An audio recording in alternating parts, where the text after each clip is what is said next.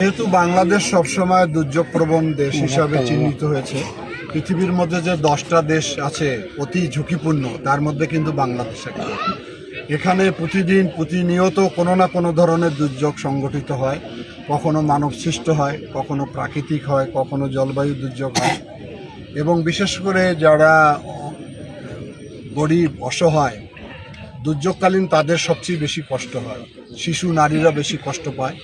এ কারণেই সরকারের এই প্রকল্পটা হচ্ছে যে মাল্টিপারপাস ইউজ হবে এই সমস্ত ইমারতগুলো, অর্থাৎ এখানে শিক্ষা কার্যক্রম যেমন চলবে, যখন এই এলাকায় বন্যা আসবে, ঘূর্ণিঝড় আসবে, টর্নেডো আসবে, যে কোনো ধরনের দুর্যোগ হোক না কেন, তারা এখানে আশ্রয় গ্রহণ করবে আর কি। সেইভাবে এই বিল্ডিংয়ের ডিজাইন করা হয়েছে।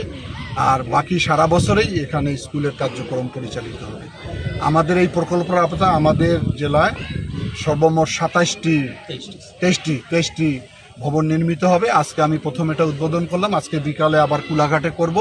পর্যায়ক্রমে আমাদের মন্ত্রণালয় থেকেও এই ধরনের দুর্যোগকালীন আশ্রয়কেন্দ্র আমরা নির্মাণ করতে যাচ্ছি।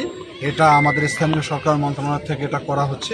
আমি মনে করি যে এতে করে এখানকার শিক্ষার পরিবেশ যেমন তৈরি হবে, বিপদকালীন মানুষের আশ্রয়স্থলও তৈরি হবে।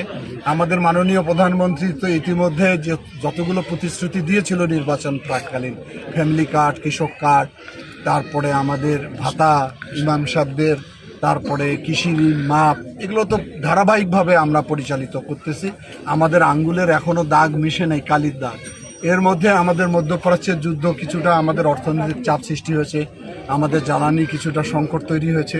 তারপরও আমরা যেহেতু জনগণের দ্বারা নির্বাচিত সরকার, সুতরাং জনগণের সকল কাজ করার জন্য এই সরকার আন্তরিক রয়েছে।